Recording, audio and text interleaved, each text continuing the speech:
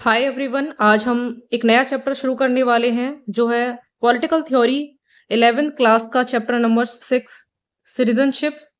इस चैप्टर में हम सिटीजनशिप के बारे में, उसकी डेफिनेशन के बारे में या पर्सपेक्टिव, अलग अलग पर्सपेक्टिव से देखेंगे कि सिटीजनशिप को किस तरह से डिफाइन किया जाता है। ठीक है, आगे इसमें बढ़ते हैं। इसकी एक तरह से डेफिनेशन है ये, एक full and equal membership of a political community. Citizenship को किस तरह से डिफाइन किया गया है? एक पॉलिटिकल कम्युनिटी की फुल और इक्वल मेंबरशिप को ही सिटीजनशिप बोलते हैं। ठीक है, ये इसकी डेफिनेशन की तरह यहाँ पे लिखा गया है। तो आगे चलते हैं। इसमें टेबल ऑफ कंटेंट्स, मतलब इस चैप्टर में हम आगे क्या क्या पढ़ने वाले हैं। सबसे पहले इंट्रोडक्शन, उसके बाद फुल एंड इक्वल मेंबरशिप के बारे में, इसमें आगे इक्वल राइट्स के बारे में, सिटीजन एंड नेशन, फिर उसके बाद यूनिवर्सल सिटीजनशिप और लास्ट में ग्लोबल सिटीजनशिप। फिर सबसे पहले इंट्रोडक्शन के बारे में यहाँ पे डिस्कस किया जाएगा। तो एक यहाँ पे एक पिक्चर है, ये इंडियन सिटीजनशिप के रेफरेंस में ये पिक्चर ली गई है। आगे चलते हैं। इसमें इसमें लिखा हुआ है states provide a collective political identity to their members as well as certain rights. States यानी कि गवर्नमेंट या फिर कंट्री, ठीक है, एक कलेक्टिव पॉलिटिकल आइडेंटिटी प्रोवाइड करते हैं अपने मेंबर्स को। मेंबर्स यानी कि सिटीजन्स को पॉलिटिकल आइडेंटिटी के साथ साथ सर्टेन राइट्स भी प्रोवाइड करते हैं। ठीक है, राइट्स। और एक और चीज होती है DPSP, directive principles of state policy, ये भी एक चीज है, राइट्स। तो यहाँ पे आइडेंटिटी की बात हो रही है और सर्टेन राइट्स की बात हो रही है। ये एक यहाँ पे एक इमेज दी गई है, यहाँ पे प्रोटेस्ट की एक इमेज लग रही है ये, जिसमें इक्वलिटी की और जस्टिस की यहाँ पे डिमांड की जा रही है इस प्रोटेस्ट में। इसमें आगे चलते हैं। तो अब यहाँ पे देखिए रिफ्यूजीज और इलीगल माइग्रेंट्स। सबसे पहले आपको समझना होगा कि रिफ्यूजीज या फिर ये इलीगल माइग्रेंट्स होता क्या है। तो देखिए रिफ्यूजीज क्या होते हैं ना, कुछ वो लोग होते हैं जिनको किसी भी कंट्री की सिटीजनशिप नहीं दी गई हो। जैसे कि एक एग्जांपल के तरह आप देखिए कि इंडिया और पाकिस्तान का जब पार्टीशन हुआ था, तो उस पार्टीशन में क्या हुआ था कि पाकिस्तान की टेरिटरी, जो जो एरिया पाकिस्तान के लिए अलॉट हुआ था, उस टेरिटरी में रहने वाले कुछ लोग थे जो इंडिया आना चाहते थे। तो उन लोगों को ना, इंडिया तो वो आ गए बट उनको सिटीजनशिप नहीं मिल पाई, तो उनको रिफ्यूजीज बोलते हैं। No state is willing to grant them membership. Membership यानी सिटीजनशिप। कोई भी स्टेट, कोई भी कंट्री ऐसे लोगों को, रिफ्यूजीज को मेंबरशिप नहीं देता है। क्यों नहीं देता है? इसके बहुत सारे कारण होते हैं। ज्यादातर कंट्रीज, ये उनको, उनका पॉइंट ऑफ व्यू ये होता है कि रिफ्यूजी है ये, इनका कोई पता नहीं है ये कहाँ से आए हैं। हो सकता है किसी और दूसरे कंट्री से या कोई भी एक कम्युनिटी या फिर कोई ग्रुप द्वारा इनको भेजा गया हो, जो कि कंट्री के लिए बेनिफिशियल नहीं हो सकता आगे ऐसा स्टेप लेना, उनको सिटीजनशिप देना। No guaranteed rights by any state. अब अगर उन्हें मेंबरशिप नहीं दी जा रही है तो जाहिर सी बात है कोई भी गारंटेड राइट्स भी उन्हें नहीं दिए जाएंगे। जो उस कंट्री के कॉन्स्टिट्यूशन में लिखा है कि ये राइट्स मिलने चाहिए उस कंट्री के सिटीजन्स को, वो राइट्स भी नहीं उन्हें दिए जाएंगे। ठीक है, आगे इसमें देखते हैं the precise nature of the rights granted to citizens may vary from state to state. तो इसमें क्या बोला गया है कि जो राइट्स जो दिए जाते हैं उनका जो प्रिसाइज नेचर है वो स्टेट टू स्टेट वेरी कर सकता है। क्या है ना कि जो इंडिया के सिटीजन्स को जो राइट दिए जा रहे हों, वो जरूरी नहीं है कि अमेरिका के सिटीजन्स को भी वही सेम राइट्स दिए जाएं, या इसराइल के सिटीजन्स को भी वही सेम राइट्स दिए जाएं, या फिर कनाडा के सिटीजन्स को भी वही सेम राइट्स मिले। ठीक है, तो ये चीज इसमें बताई गई है। Political rights like the right to vote, civil rights like the freedom of speech, socio economic rights, right to a minimum wage और the right to education. Political rights हो गए जैसे कि राइट टू वोट हो गया, civil rights हो गए जैसे फ्रीडम ऑफ स्पीच हो गया, सोशो इकोनॉमिक राइट्स हो गए, या मिनिमम वेज को, जो लेबर्स होते हैं या एम्प्लॉयज होते हैं उनको मिनिमम वेज क्या होनी चाहिए उससे रिलेटेड जो राइट है, या फिर राइट टू एजुकेशन, ये वाला जो राइट है, ये सब इसमें आते हैं। अब यहाँ पे देखिए साइड में ये पॉइंट्स दिए गए हैं दो। तो पहला पॉइंट है citizenship is about more than the relationship between states and there members. एक कंट्री और उसमें रहने वाले सिटीजन्स के बीच में जो रिलेशनशिप होता है उससे भी बढ़कर है सिटीजनशिप। तो क्या बोला जा रहा है इसमें कि सिटीजनशिप एक ब्रॉड ब्रॉड टॉपिक है, ठीक है, इससे भी बढ़कर है वो रिलेशनशिप, स्टेट और मेंबर्स के रिलेशनशिप से भी बढ़कर है। सेकंड पॉइंट में बताया गया है it is also about citizen citizen relations and involve certain obligations. इसमें क्या कहने का मतलब है कि सिटीजन सिटीजन रिलेशंस के बारे में भी है और इसीलिए इसमें ऑब्लिगेशंस भी आ जाते हैं। देखिए क्या है ना कि कंट्री ने कुछ राइट दे दिए सिटीजन्स को कि ये राइट हम अपने सिटीजन्स को प्रोवाइड करते हैं, बट ये ओनली सिटीजन और उसकी कंट्री के बीच का रिलेशन नहीं है, बल्कि फिर सिटीजन सिटीजन के बीच का भी रिलेशन है। तो इसे ऐसे समझिए कि जैसे राइट ऑफ स्पीच का ये जो राइट है, राइट ऑफ स्पीच, ये दे दिया गया एक इंसान को। अब वो इंसान जो है कोई दूसरे दूसरे के बारे में जो है अंट शंट बोलने लगता है एक पब्लिक सिनेरियो में या फिर कैसे भी, तो वो जो राइट है ना वो उस पे ऑब्लिगेशन लग जाएगा, बिकॉज क्यों दूसरे इंसान को उससे जो है आपत्ति है, बॉदर हो रहा है वो। ठीक है, आगे इसमें चलिए, इसमें अब आगे बात करते हैं फुल एंड इक्वल मेंबरशिप। तो क्या है फुल एंड इक्वल मेंबरशिप? इसमें आगे बात करते हैं freedom of movement for workers and labour. देखिए वो वर्कर्स और लेबर जो होते हैं वो एक जगह से दूसरी जगह जब जाते हैं तो ये जो है माइग्रेशन बोलते हैं, ठीक है, इसको हम माइग्रेशन, तो वैसे डिबेटेबल टॉपिक रहा है हमेशा से कि माइग्रेशन नहीं होना चाहिए ऐसा लोग बोलते हैं, बट जो है यहाँ पे फ्रीडम ऑफ मूवमेंट तो है, क्योंकि ऐसा है ना कि एक जगह पर काम नहीं मिल पा रहा तो वो इन सर्च ऑफ वर्क दूसरे कंट्री में दूसरी सिटी में जाते हैं लोग, तो ये फ्रीडम ऑफ मूवमेंट प्रोवाइड कराया जाता है। ठीक है, इसमें आगे चलते हैं। एनसीईआरटी इस चैप्टर के एनसीईआरटी में यहाँ पे एक कॉलम दिया गया है मार्टिन लूथर किंग के बारे में। यहाँ पे बात करेंगे मार्टिन लूथर किंग कौन थे, किस रेफरेंस में यहाँ पे बात हो रही है। 1950 के रेफरेंस में यहाँ पे बात हो रही है। क्या था कि civil rights movement against inequalities that existed between black and white populations in many of the southern states of USA. USA यानी अमेरिका के बहुत सारे साउदर्न स्टेट्स में ब्लैक एंड व्हाइट पॉपुलेशंस के बीच में इनइक्वालिटीज एग्जिस्ट करती थी, तो उसके लिए अगेंस्ट सिविल राइट्स मूवमेंट हुए थे। देखिए अभी कुछ दिन पहले, कुछ 1-2 साल हो गए होंगे, हैशटैग भी चला था ब्लैक लाइव्स मैटर करके, ठीक है, वो भी इसी से रिलेटेड था। अमेरिका में क्या था ना कि कुछ सेग्रीगेशन लॉज थे। सेग्रीगेशन लॉज क्या थे कि ब्लैक पीपल को बहुत सारे सिविल और पॉलिटिकल राइट्स नहीं दिए जाते थे। ठीक है, अब क्या है ना एक एक पार्टिकुलर रेस के प्रति ये जो है भेदभाव हो रहा है, तो वो लोग तो आवाज उठाएंगे एक टाइम पे। ठीक है, तो सेपरेट एरियाज फॉर कलर्ड और व्हाइट पीपल के लिए सेपरेट एरियाज थे। बताओ कि व्हाइट पीपल के लिए अलग एरियाज, कलर्ड का क्या मतलब है कि जो लोग व्हाइट नहीं है, जो किसी भी कलर के हैं व्हाइट को छोड़ के, वो सब आते हैं, ठीक है, इनके अकॉर्डिंग, तो उनके लिए सेपरेट एरियाज थे। He was a black leader of the movement against these laws. इन लॉज के अगेंस्ट, ये जो सेग्रीगेशन लॉज थे, इन लॉज के अगेंस्ट वो एक ब्लैक लीडर थे, कौन? Martin Luther king. उनका क्या कॉन्सेप्ट था? Self worth and dignity.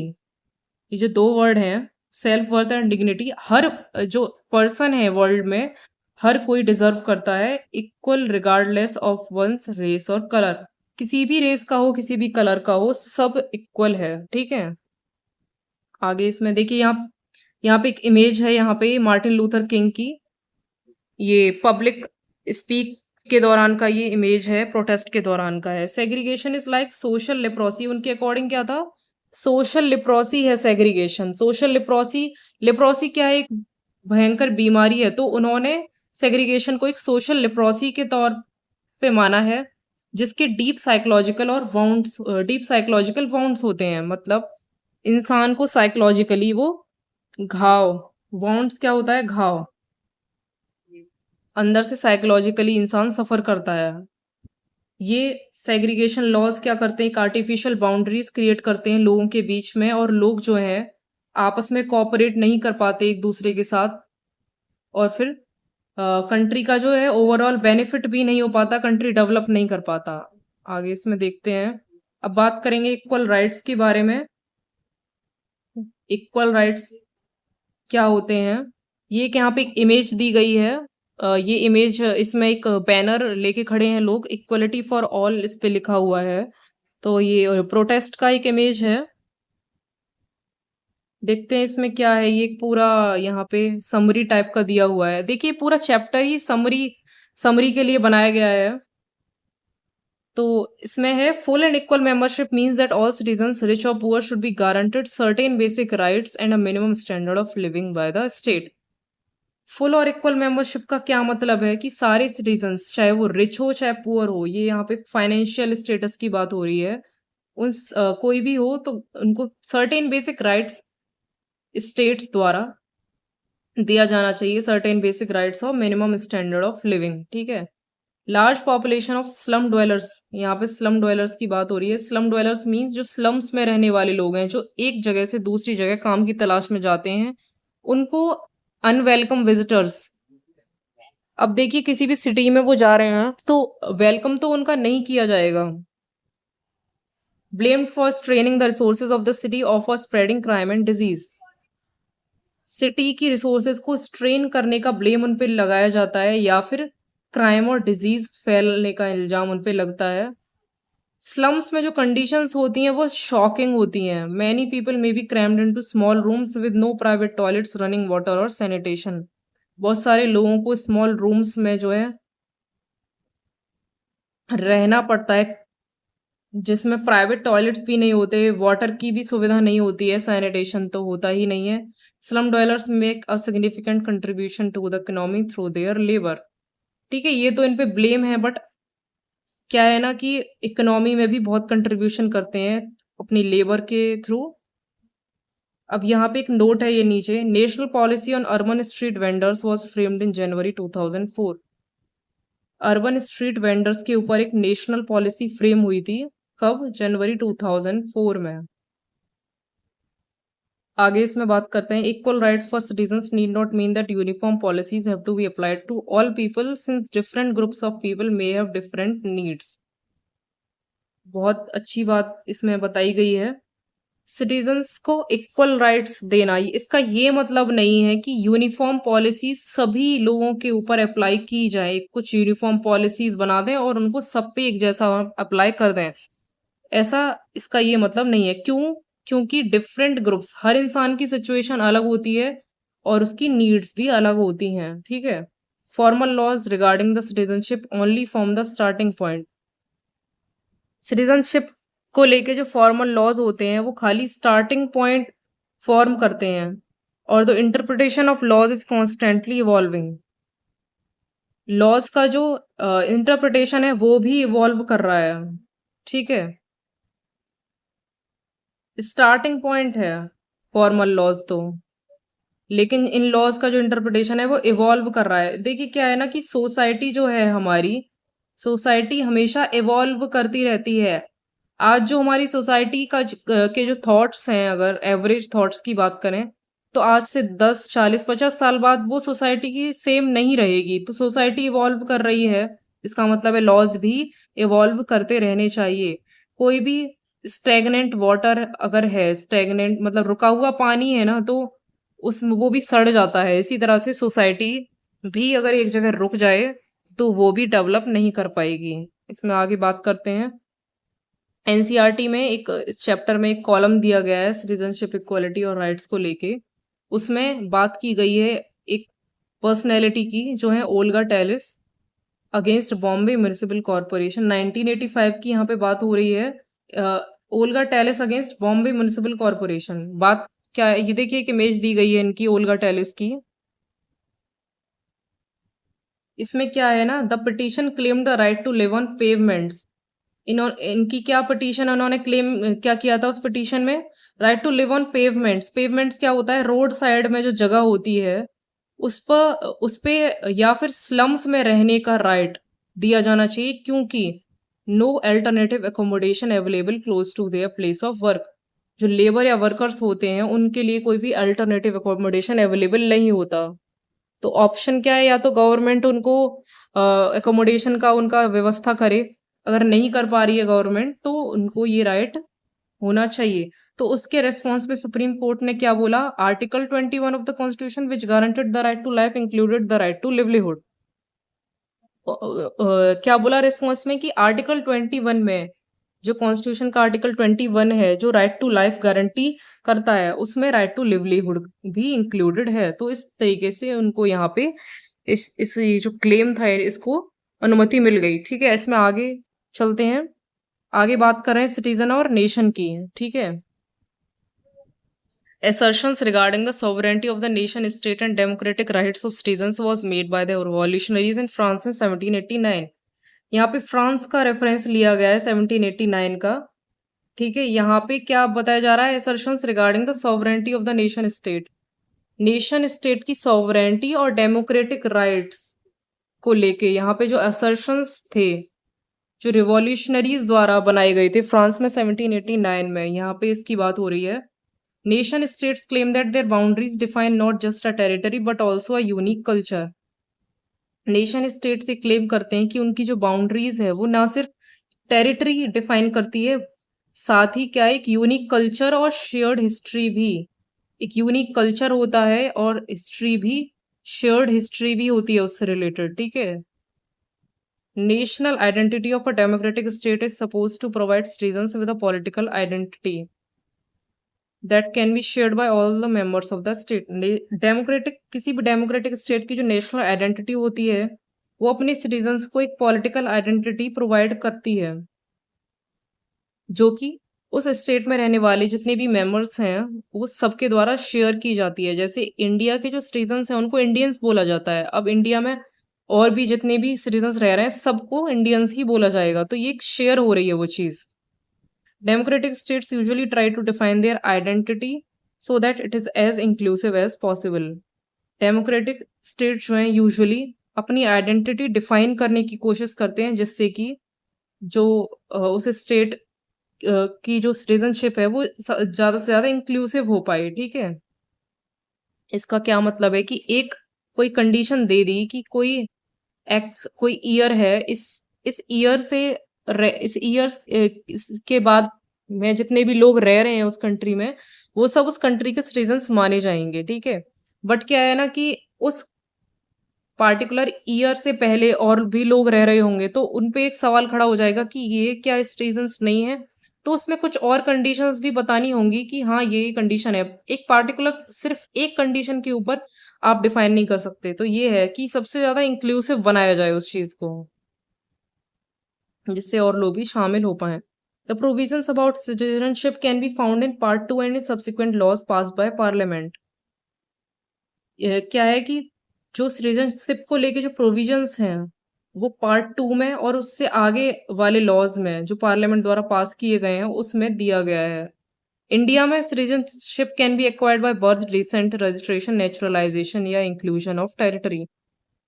India में सिटीजनशिप का क्या कितने कंडीशंस हैं, या तो बर्थ द्वारा, या आपका बर्थ इंडिया में हुआ हो, डिसेंट यानी आपके पूर्वज हों इंडिया से, रजिस्ट्रेशन द्वारा होता है, नेचुरलाइजेशन या इंक्लूजन ऑफ टेरिटरी, या कोई टेरिटरी है, कोई नेबर कंट्री की पार्टिकुलर टेरिटरी इंडिया में शामिल हो जाए तो उस टेरिटरी में रहने वाले जितने लोग हैं वो सब इंडियन कहलाएंगे। ठीक है, इसमें आगे बात करते हैं। अब आता है यूनिवर्सल सिटीजनशिप। यूनिवर्स के रेफरेंस मतलब उसके पर्सपेक्टिव से सिटीजनशिप क्या है। जो लोग हैं जो वॉर ऑफ फेमाइन द्वारा डिस्प्लेस कर दिए जाते हैं या उस कंट्री की सिटीजनशिप उनकी रद्द कर दी जाती है उनको रिफ्यूजीज कहते हैं। कुछ फेमस जो जगह हैं जहाँ के रिफ्यूजीज की बात की गई है, दरफूर रीजन ऑफ सूडान का दरफूर रीजन, पैलेस्टीनियंस, बर्मीज, बांग्लादेशीज। ठीक है, अब आते हैं ग्लोबल सिटीजनशिप पे। वर्ल्ड लेवल पे सिटीजनशिप का क्या, किस पर्सपेक्टिव से, किस रेफरेंस से उसको डिफाइन किया गया है। New modes of communication have put us into immediate contact with developments in different parts of the globe. Globe यानी वर्ल्ड के डिफरेंट पार्ट्स में जो डेवलपमेंट्स हो रही हैं, कोई भी सिनेरियो हो रहा है, हम आज का ये सिनेरियो है, करंट सिनेरियो ये है कि नए मोड्स ऑफ कम्युनिकेशन आ गए हैं।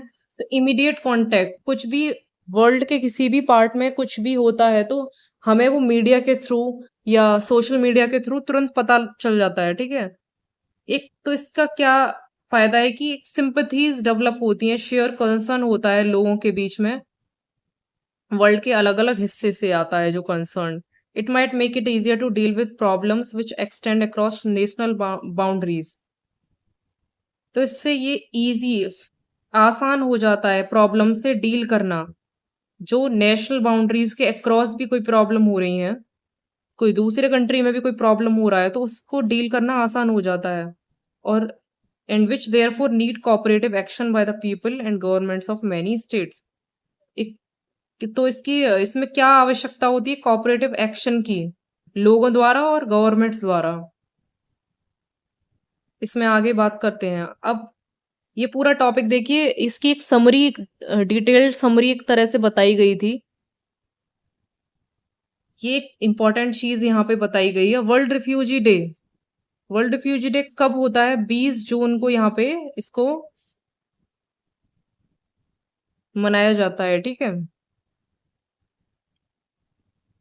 ठीक है, थैंक्स पूरा वीडियो देखने के लिए।